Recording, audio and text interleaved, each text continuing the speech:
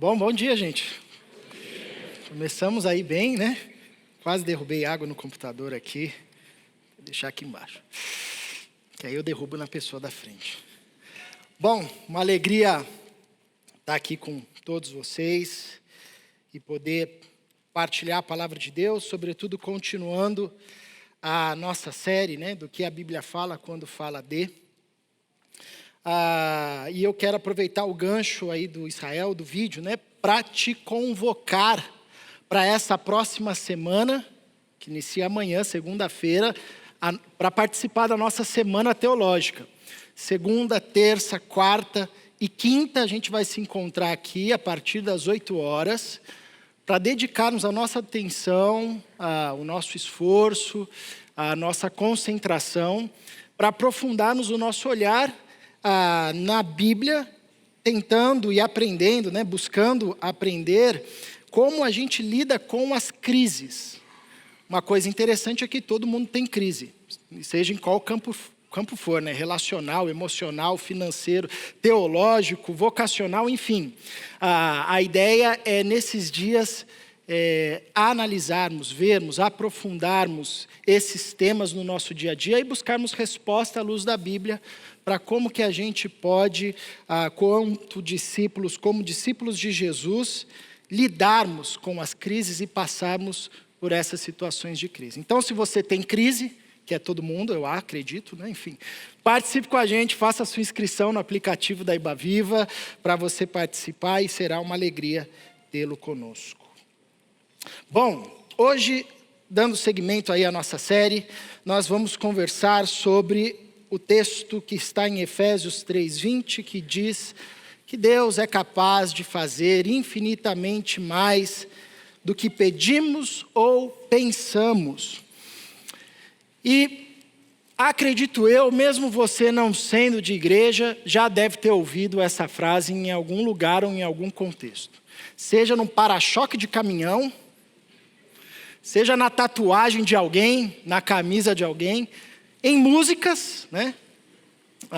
Ou até mesmo em conversas, quando você pega um crente mais reteté, daqueles que vive falando o versículo, provavelmente deve ter virado para você em alguma situação difícil, falando, mas Deus pode fazer infinitamente mais do que pedimos ou pensamos, enfim.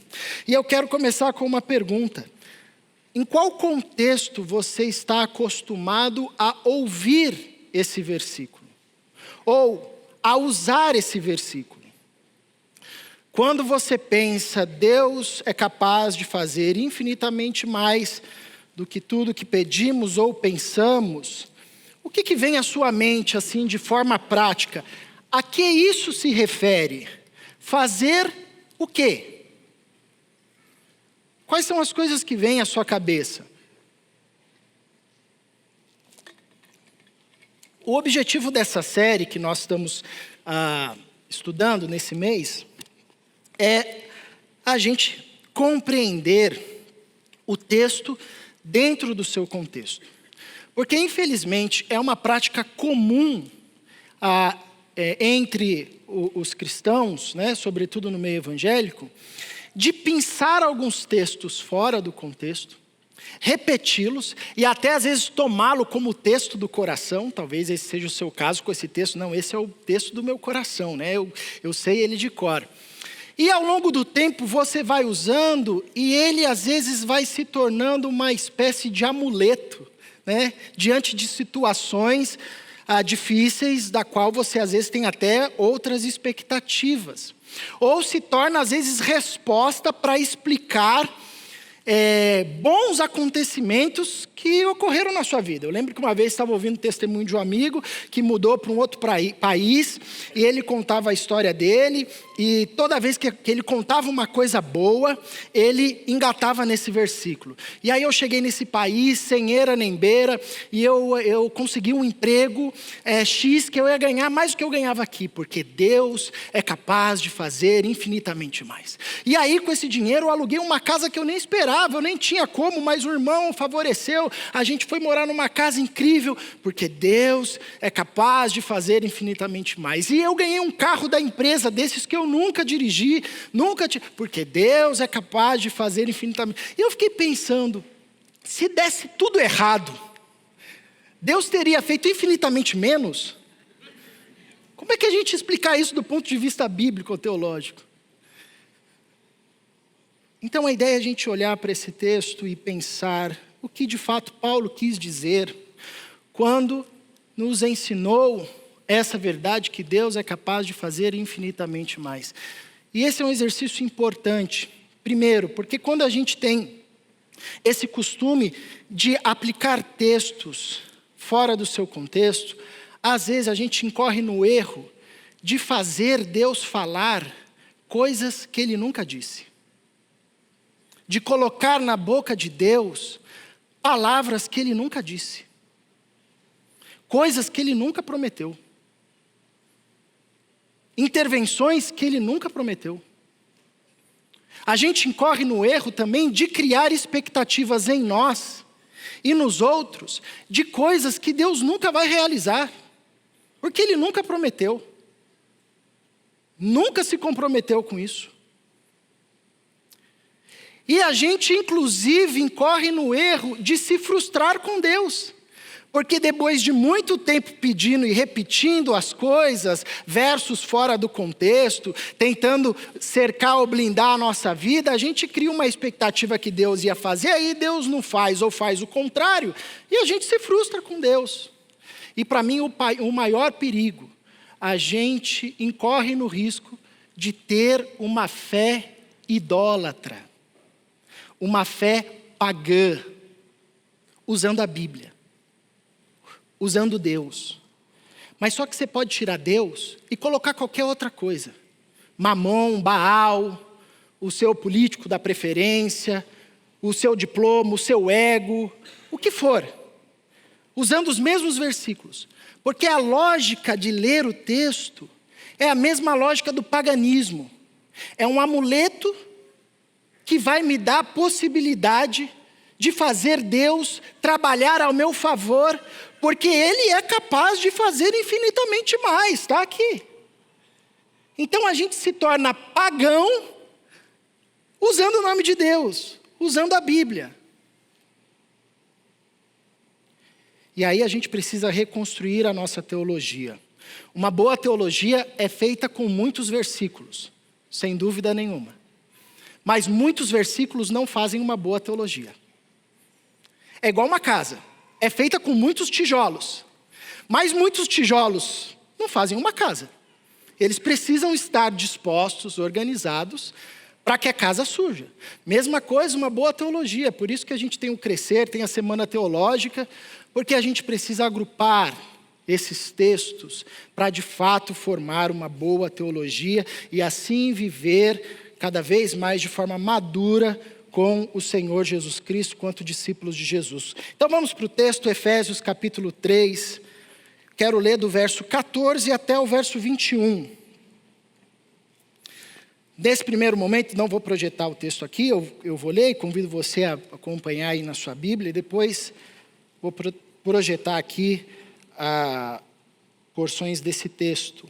Mas deixa a tua Bíblia aberta aí, se você veio com ela, porque a gente vai rodar um pouco sobre a carta que o apóstolo Paulo escreveu aos Efésios. 3, a partir do verso 14. Por essa razão, ajoelho-me diante do Pai, do qual recebe o nome toda a família nos céus e na terra. Oro para que, com as suas gloriosas riquezas, Ele os fortaleça no íntimo do seu ser com poder, por meio do seu Espírito, para que Cristo habite no coração de vocês mediante a fé. E oro para que, estando arraigados e alicerçados em amor, vocês possam, juntamente com todos os santos, compreender a largura, o comprimento, a altura e a profundidade, e conhecer o amor de Cristo, que excede todo o conhecimento, para que vocês sejam cheios de toda a plenitude de Deus, aquele que é capaz de fazer infinitamente mais do que tudo o que pedimos ou pensamos, de acordo com o seu poder que atua em nós. A Ele seja a glória na Igreja e em Cristo Jesus, por todas as gerações, para todo sempre. Amém. Vamos orar mais uma vez? Paizinho, o Senhor já nos tem falado até aqui de muitas formas e pedimos que continue a falar por meio da Tua palavra. Em nome de Jesus, ajuda-nos a compreender e ajuda-nos também a receber aquilo que o Senhor quer tratar no nosso coração. Para que o Teu nome seja louvado, o caráter de Cristo seja formado na nossa vida, a gente cresça, amadureça cada vez mais para a Tua glória. Em nome de Jesus, amém. Bom, vamos dar uma olhada no contexto aqui, a qual esse texto, ou esse verso que a gente vai olhar com maior atenção, né? Deus é capaz de fazer infinitamente mais do que pedimos e pensamos, está inserido. E é interessante que o capítulo 3 começa com Paulo em oração. Por essa razão, oro eu, Paulo. O verso 14, Paulo diz, eu estou de joelhos dobrados, orando por você. Aliás, essa é uma tônica dos escritos paulinos. Ele está sempre orando pelos irmãos, o que é muito interessante, porque aqui nesse texto, principalmente, do verso 14 até o verso 21, é uma oração do apóstolo Paulo, que traz e chega para nós como um registro bíblico teológico, né? Como uma doutrina ou ensinamentos, mas é uma oração, o que ensina para a gente algo muito incrível. Boas orações são bem fundamentadas. Você não sabe aqui se você está lendo um tratado de teologia ou se você está vendo a oração de alguém. Na verdade, é os dois. Boas orações, elas são fundamentadas. É aquela oração que é assim densa, sai de uma camada superficial. Olha o que Paulo nos apresenta acerca do plano de Deus para nós, isso em oração. Imagina que ele estivesse orando aqui, Senhor, muito obrigado, e aí ele começa a falar tudo isso. E uma boa teologia vai sempre nos conduzir à oração. Essas coisas estão interligadas, e está aí um parâmetro para a gente analisar, um critério para a gente ver e ouvir as coisas que acessamos hoje, né? Porque hoje a gente ouve de tudo, vê de tudo, conhece de tudo. Como é que você sabe que aquele sujeito é um bom teólogo, que aquele ensinamento é uma boa doutrina, é um bom ensinamento, é fundamentado na Bíblia? É se ao fim você termina de joelhos no chão em oração. Porque quando Paulo termina aqui, ele termina com uma doxologia. A ele seja a glória pelos séculos dos séculos, por todas as gerações. E isso é uma boa teologia. Uma boa teologia faz a gente orar. Se você está ouvindo o sujeito e depois você ficou com ódio de alguém, não é boa teologia. Se você está ouvindo alguém e depois você quer perseguir uma pessoa, isso não é boa teologia. Se você está ouvindo alguém e você foi tomado de medo, de culpa, de pavor, de tocar a trombeta e você fica, isso não é boa teologia. Boa teologia coloca você em oração, dizendo, louvado seja o teu nome, Senhor, pelos séculos dos séculos, amém. Então a gente está diante de um apóstolo que está orando e ensinando aos seus irmãos. E essa oração do capítulo 3, ela é continuação do que Paulo trabalha no capítulo 2, que por sua vez é a continuação do que ele trabalha no capítulo 1. Então a gente vai ter que voltar um pouquinho aqui, tá? Panorama bem rápido sobre Efésios, tá bom? O que Paulo está trabalhando na carta aos Efésios? Primeiro, logo no primeiro capítulo, Paulo vai mostrar a esses irmãos e a nós também o que nós ganhamos em Cristo. Do capítulo 1, verso 3 ao verso 23, Paulo começa a revelar tudo o que nós recebemos por causa da vida de obediência, da morte e da ressurreição de Jesus Cristo. E ele vai listar, eu pensei algumas coisas aqui. Nós recebemos bênçãos espirituais, dons, dádivas que vêm da parte de Deus, que são muito mais do que coisas que podem ser perecidas, passadas com o tempo. Nós recebemos bênçãos espirituais, favores de Deus, internalizada no nosso coração, na nossa mente, que não se corrompem ou corroem com o tempo. Nós fomos adotados em Cristo Jesus, fomos feitos filhos de Deus. Nós somos adotados em Cristo. um privilégio que antes não tínhamos, mas nós recebemos isso, um presente que foi dado a nós. Nós recebemos redenção. Toda a cédula que marcava contra nós foi anulada na cruz do Calvário. O nosso passado, o nosso presente, o nosso futuro está redimido em Cristo Jesus. Nós recebemos isso também. O apóstolo Paulo diz que com a redenção veio o perdão dos pecados.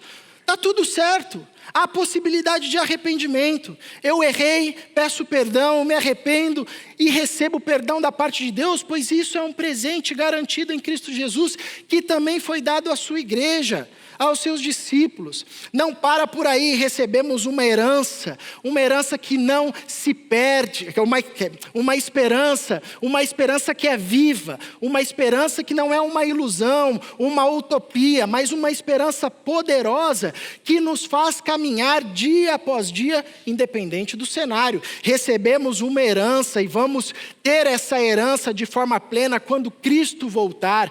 Uma herança que não é corrompida, uma herança que não acaba, uma herança gloriosa, como Paulo diz. E ele vai finalizar o capítulo 1 dizendo que em Cristo nós, a igreja de Jesus, recebemos poder. E esse é um ponto importante da carta de Efésios, porque o poder que Paulo está escrevendo aqui não é qualquer poder, não é o poder do Harry Potter, Simsalabim. O apóstolo Paulo está dizendo para nós, e ele vai descrever que esse poder é o mesmo poder que Deus usou para trazer Cristo dos mortos e elevá-lo e colocá-lo acima de todo principado e potestade. Ele deu isso para a igreja. Esse poder atua em nós. Então você termina o capítulo 1 falando, meu Deus. Mas não para por aí. Porque no capítulo 2, do verso 1 ao verso 10, o apóstolo Paulo diz que nós recebemos ainda mais. Ele vai aprofundando uma nova vida em Cristo.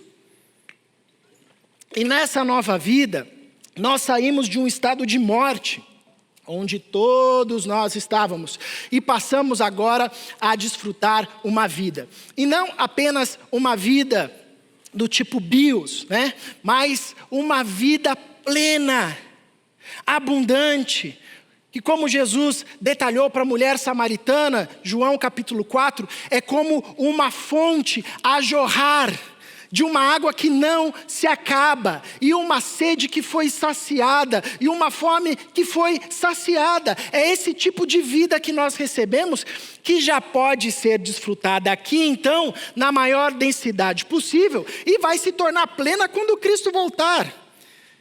Paulo diz que nós éramos escravos, nossa vontade estava submetida a poderes que a gente nem imaginava. Os nossos desejos eram escravos de forças que operavam além de nós, que a gente nem se dava conta. Mas que agora em Cristo nós fomos libertos, somos livres, podemos resistir às tentações, não precisamos mais ser levados por nenhum espírito, por nenhuma força, que não o Senhor Jesus Cristo. O apóstolo Paulo diz que antes nós éramos merecedores da ira de Deus. Estávamos todos sob a ira de Deus. Mas em Cristo Jesus, nós agora recebemos da parte do Senhor Deus graça. Uma disposição favorável àqueles que estão em Cristo Jesus. Antes, nós não tínhamos vocação, estávamos perdidos, cada um buscando o seu próprio interesse. Mas agora em Cristo nós recebemos uma vocação de governar com Cristo assentado nos lugares celestiais. Aí você lê esse trecho e diz, Jesus, é tudo isso? Tem mais ainda. Tem mais. O apóstolo diz que em Cristo fomos feitos uma nova humanidade. E nessa nova humanidade não tem mais judeu, nem gentil, homem, mulher, bárbaro ou civilizado. Cristo é um em todos. Antes existia inimizade entre nós. Mas agora em Cristo Jesus há a possibilidade de uma nova humanidade crescer, florescer, viver, que se faz agora a partir da unidade. Nós não nos vemos mais pelas nossas culturas, pelas nossas escolhas, pelas nossas ideias, mas nós nos vemos a partir de Cristo. Por isso, nessa realidade de unidade, há paz no nosso meio. E a paz com Deus, porque antes éramos inimigos de Deus, mas agora temos paz com Deus. Podemos nos achegar no trono de Deus e chamá-lo de paizinho, sem medo, sem culpa, sem vergonha, sem barganha. Porque foi feita a paz pelo sacrifício de Jesus. Nós antes éramos estrangeiros, gente de fora.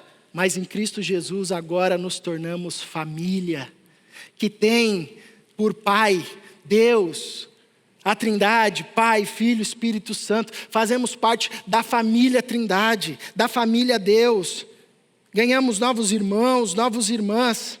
E Paulo termina esse trecho dizendo que Deus nos fez santuário, templo, habitação de Deus. Deus habita em nós. Onde é que Deus está?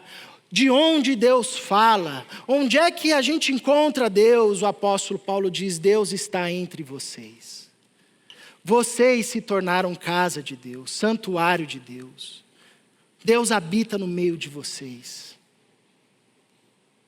Então, por conta disso tudo, é que o apóstolo Paulo ora para que os seus irmãos judeus, sobretudo os gentios, que é para quem ele direciona a essa carta e esse capítulo, tenham olhos abertos para perceber isso. Mas não para por aí. Isso até gera um problema. Porque como nós lemos no começo do capítulo 3, no final do capítulo 3, tem mais coisa ainda que Paulo diz que está disponível para nós. Ele ora, coloca os joelhos no chão para que os seus irmãos pudessem, juntamente com todos os santos, compreender. Isso é uma coisa interessante. Quando o apóstolo Paulo está escrevendo todas essas coisas, ele não está escrevendo algo sobre o qual ele ouviu falar. Ó, gente, é o seguinte: o João falou para Pedro, Pedro disse para Tiago, e Tiago falou para mim, que eu estou contando aqui para vocês. Eu não vi, mas estou contando aqui que Deus, em Cristo Jesus, tem muita coisa para a gente. Nossa, o João disse que ele tem uma nova vida, que ele agora pode fazer tudo um povo só, que ele tem perdão dos pecados. Não, Pedro não está falando de algo que ele ouviu. Pedro está falando de algo que ele viu, de algo que ele viveu e de algo que ele vive. E ele está escrevendo não apenas para informar. Pedro, ele era um pastor. Ele está escrevendo e orando para aqueles irmãos compreenderem isso. Ele está escrevendo com uma angústia pastoral. Gente, vocês não sabem tudo o que tem para nós da parte de Deus. Vocês precisam mais do que saber, vocês precisam vivenciar, porque quando vocês vivenciarem isso, nossa vida vai se abrir para vocês. Por isso que ele ora incessantemente, porque ele está falando de experiências que ele teve e tem, de coisas que ele viu e vê, de coisas que ele recebeu e recebe. E isso é muito diferente quando a gente vai falar de algo que a gente ouviu ou de algo que a gente viu. Eu lembro que tempos atrás a gente foi fazer uma viagem em família para os Lençóis Maranhenses e a Mirna já tinha ido. Então ela estava empolgadíssima. Não, vocês vão lá, vocês vão ver, mostrava vídeo, foto. E na minha cabeça ficava só o perrengue de estar com 3 crianças naquele mundaréu, vai dar tudo errado. Eu falei, legal, né? E você não pode contrariar. Não, vai ser incrível, amor, vai ser maravilhoso. E era dia após outro, dia após outro, dia após outro. Até que a gente foi, tudo certo, entramos lá, para chegar é um rally, o Lucas subiu, quase caiu do carro, eu só com aquele olhar, falei que ia dar errado. Enfim, mas não quis falar nada, chegamos lá, e aí quando você chega no parque, para você acessar a parte dos lençóis, você tem que subir uma escadaria, que é para pagar pecado, que é para desistir. Falar, não, é sério mesmo? Aí você sobe lá com as 3 crianças, imagina a alegria, né? O Lucas, 3 anos subindo aquela escadaria, e eles foram empolgados. E a gente chegou meio que junto, e quando a gente chegou, foi legal ver a experiência de todo mundo, que foi assim, uau, Meu Deus, isso aqui existe mesmo? Nessa hora o Lucas já tinha tropicado, já tinha caído lá embaixo da colo. Sobe, vai subir, filho, se vira, não vou buscar não. Aí eu falei, agora eu entendi. Eu entendi a sua empolgação. Porque aí eu vi. É a experiência do apóstolo Paulo, dizendo para esses irmãos: quando os seus olhos se abrirem, e vocês experimentarem na vida, no dia a dia, no casamento, na maternidade, na paternidade, no trabalho, experimentarem tudo isso que vocês receberam de Cristo Jesus, a vida vai ganhar outras cores. A caminhada com Jesus vai ganhar outro tom. E o problema é justamente o desafio de compreender. Porque essas verdades não se compreende apenas da perspectiva lógica, 1 mais 1 igual a 2. A gente se debruça no texto bíblico e estuda, e precisa estudar, como Israel bem disse, crendo que quando fazemos isto, o Espírito Santo de Deus atua, abrindo os nossos olhos, aprofundando o nosso entendimento, fazendo isso descer da mente para o coração, internalizando conceitos no nosso interior, que mesmo que a gente não fica repetindo, eles são balizadores das nossas ações, porque se tornaram fundamentos de doutrina, de fé, de vida. Um alicerce que, independente do que venha, não é solapado, não é destruído, está lá como uma coluna firme. E Paulo sabia que essa compreensão não vinha pela força humana. Era necessário Deus intervir, abrir os olhos.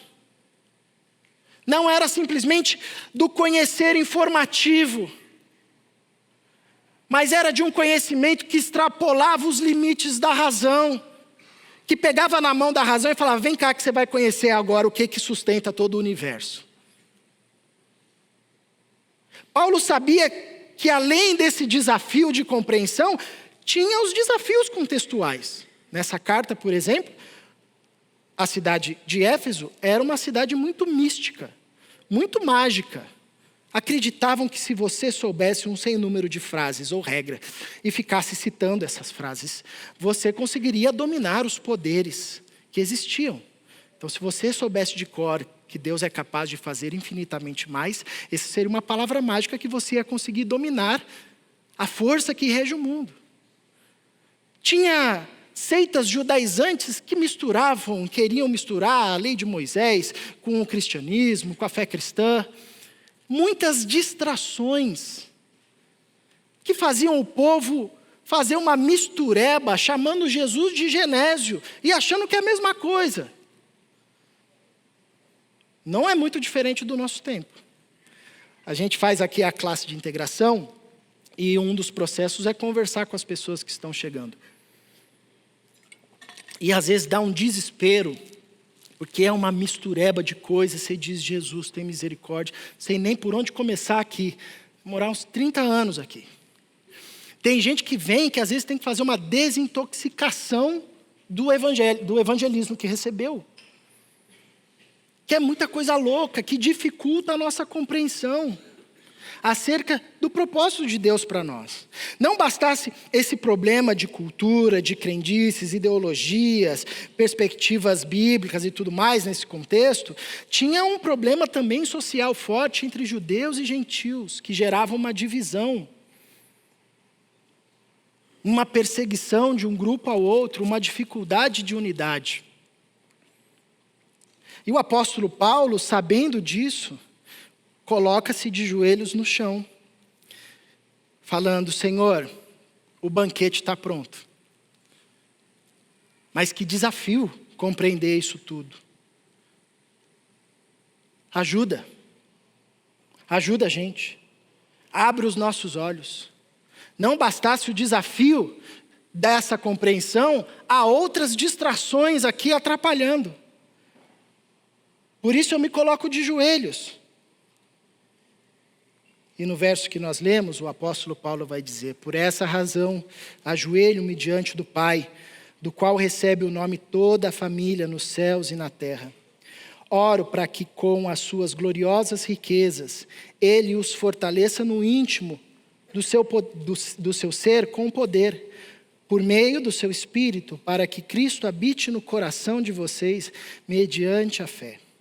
Oro para que, estando arraigados e alicerçados em amor, vocês possam, juntamente com todos os santos, compreender a largura, o comprimento, a altura e a profundidade, e conhecer o amor de Cristo, que excede todo o conhecimento, para que vocês sejam cheios de toda a plenitude de Deus. Não para, a lista não para. Eu faço um desafio para você hoje, ou durante a semana, a ler esses primeiros capítulos de Efésios, anotando, grifando tudo o que Paulo diz que recebemos em Cristo Jesus e que já está disponível para nós. É muita coisa. A gente poderia ficar aqui dias falando de item por item. Então, além de todos os desafios contextuais, tem um paradoxo aqui nesse texto, que é o alvo do pedido do apóstolo Paulo. Tem duas verdades aqui que parecem que não se alinham, que se excluem mutuamente. Porque o apóstolo Paulo, nesse trecho, de joelhos, orando para que aqueles irmãos compreendessem a profundidade, a plenitude do amor de Cristo, que Paulo descreve aqui graficamente, largura, comprimento, altura e profundidade, que curiosamente, colocando isso num gráfico, dá para formar muito bem uma cruz, né? Na sua altura, na sua profundidade, no seu comprimento, na sua largura. O apóstolo Paulo está dizendo para que eles conheçam plenamente o amor de Cristo. E qual é o paradoxo aqui? É que o amor de Cristo excede todo o conhecimento. Como é que você conhece algo que excede todo o conhecimento?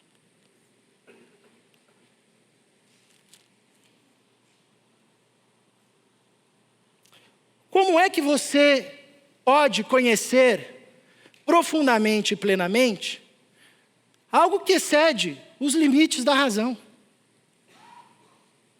Algo que excede o seu vocabulário. Vamos lembrar um pouco de Apocalipse? João vai escrever um livro. Jesus diz: pega a caneta aí e anota que você vai escrever. Aí descortina-se a história para João. Ele não tem vocabulário para descrever aquilo. Ele tem que falar: eu vi um negócio que é mais ou menos assim. É desse jeito aqui, ó. Eu vi outra coisa aqui, gente. Não sei que palavra que eu uso aqui, Jesus. Dá seus pulos aí. Que é assim, ó, tem 15 olhos, 12 cabeças, 20 topetes. Vai escrever, não tem vocabulário. Como é que você compreende uma coisa que está para além da compreensão? Como? Isso gera uma angústia. Será que não é possível? Será que a gente vai conhecer só em parte? Será que a gente vai estar limitado até onde o nosso vocabulário chega? Será que dessas coisas que Deus tem para nós, a gente vai estar limitado apenas àquilo que a nossa consciência, o nosso sistema cognitivo dá conta de nomear, de dizer e de explicar? Qual que é a resposta para esse paradoxo? A resposta é: aquele que é capaz de fazer infinitamente mais do que tudo que pedimos ou pensamos, de acordo com o seu poder que atua em nós. É aqui que esse texto se encaixa. É disso que o apóstolo Paulo está falando. Que Deus é poderoso. E assim, esse verso é uma redundância, porque fazer infinitamente já é limite, né? O que é maior que infinitamente? Não tem. Mas é infinitamente mais. O que é isso? Não sei o que é. O que é maior que infinito? O apóstolo Paulo está dizendo: Deus ele pode fazer abundante, mais abundante, muito mais abundante do que a gente imaginou e do que a gente pediu. Então, diante desse banquete que nós temos, e dessa verdade, e esse chamado para compreender o amor de Cristo, que excede todo entendimento, que humanamente é impossível, Deus consegue fazer. Por meio do Espírito, expande a nossa mente. Por meio do Espírito, revela a nós coisas que pela inteligência humana são até vergonhosas, mas que para nós agora, pelo poder de Deus atuando em nós, faz muito sentido. O apóstolo Paulo uma vez foi pregar em Atenas, no Areópago. Isso está registrado em Atos capítulo 17. O coração da filosofia. E ele chega lá sabendo que ele vai falar para filósofos, para a nata intelectual do mundo. Ele diz, começa a pregar, então, ele até faz ali uma contextualização. Olha, vocês têm um poeta que diz, nele nos movemos, vivemos e existimos. Então, como esse seu poeta diz, isso acontece com Deus. Deus está movimentando todas as coisas, nós estamos em Deus. E ele começa fazendo uma pregação incrível, vai falando a respeito de Jesus, o verbo que se fez carne, o Filho de Deus, que estava aqui entre nós, morreu. E aí ele precisa falar do quê? Da ressurreição. Venceu a morte, está vivo e está sentado à destra de Deus Pai. Como é que você fala isso para filósofos? Então ele vai fazendo a pregação, parece que ele está meio que assim deixando a ressurreição lá para o final, e aí ele fala da ressurreição batata. Quando ele fala da ressurreição, os caras dizem, o que esse cara está falando? Ressurreição dos mortos, você é maluco? Isso aí não existe. E metade vai embora, 2 ou 3 ficam lá e creem no Evangelho. Porque é isso, a sabedoria de Deus confunde a sabedoria humana. A sabedoria humana não dá conta de compreender a sabedoria divina.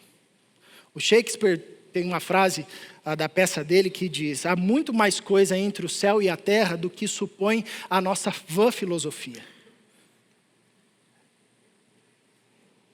Como é que a gente compreende algo que está para além? Nós somos o povo que crê na ressurreição. Nós somos o povo que crê na vitória sobre a morte. Nós somos o povo que crê em um Deus que nós não vimos, não tocamos. E somos felizes por isso. Como? Porque Deus é capaz de fazer infinitamente mais. De ampliar o nosso entendimento. De nos dar revelação. Acerca desse mistério que vem da parte do nosso Senhor Jesus Cristo.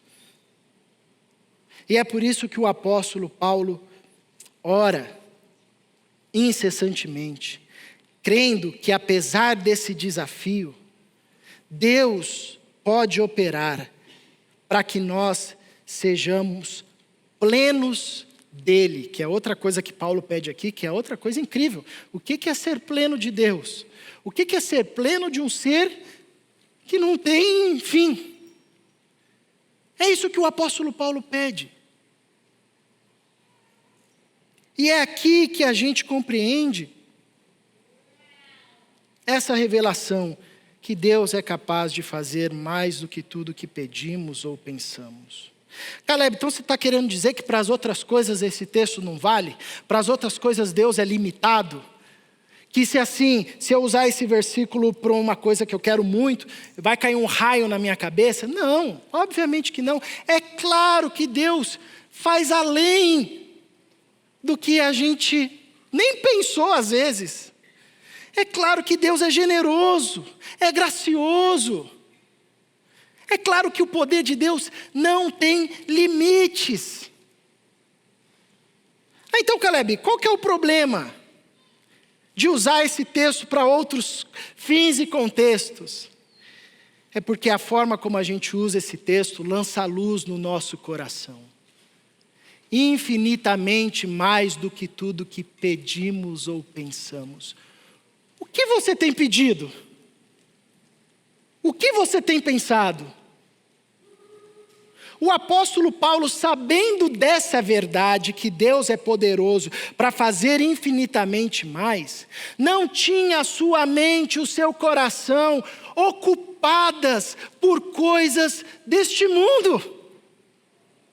por mais lícitas que fossem, por mais importantes que fossem e de direito que fossem, o que ocupava a mente, o coração do apóstolo era que seus irmãos fossem visitados pela plenitude de Deus.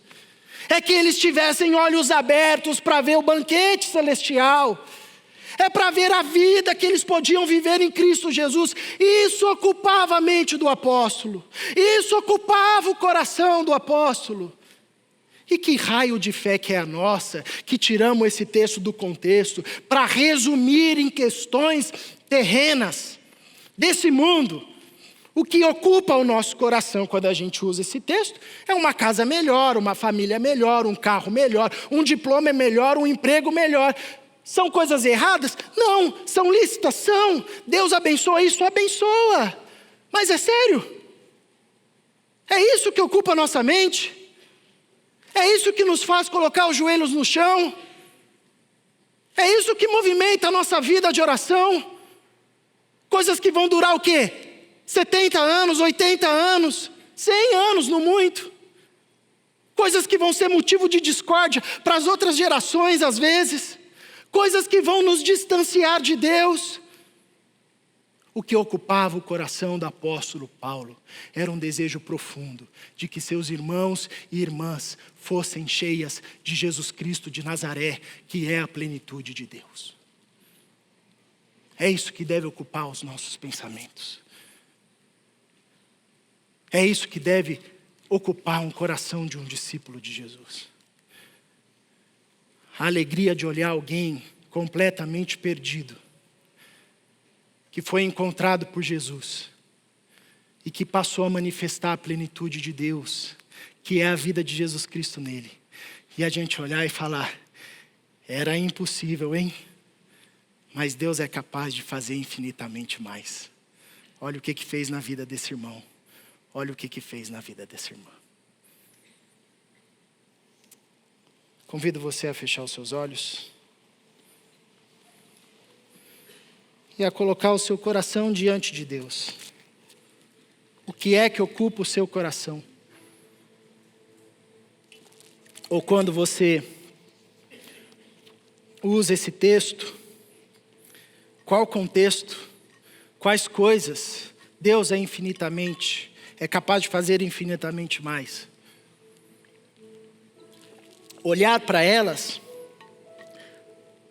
podem ajudar a ver o que tem ocupado o seu coração, o que tem ocupado a sua mente. E a gente pode se deparar com coisas que são muito lícitas, que devem ocupar. Mas o chamado de Deus para nós é buscar primeiro o reino de Deus, a sua justiça. As coisas desse mundo, por mais legais, lícitas, e que são, sim, dádivas de Deus, que dá em abundância, elas não devem ocupar a nossa mente e coração, pois, como disse Jesus, os pagãos vivem assim, ansiosos com o que vão comer, com o que vão beber. Vocês não. Que ocupe a mente de vocês o reino de Deus. O desejo de que você seja pleno de Cristo Jesus. Que a tua esposa seja plena de Cristo Jesus. Que os teus filhos, os teus amigos, aqueles que trabalham com você, que estão distante do Evangelho, de quem você diz, isso daí, isso é impossível. Mas que você seja lembrado que Deus é capaz de fazer infinitamente mais, conforme o seu poder que atua em nós. Paizinho, faça a tua palavra florescer em nós, abra os nossos olhos, que experimentemos aqui e agora, na maior densidade possível, a plenitude de Deus, como Paulo diz, que é a vida de Jesus Cristo manifesta em nós, conhecendo profundamente esse amor que não tem medidas.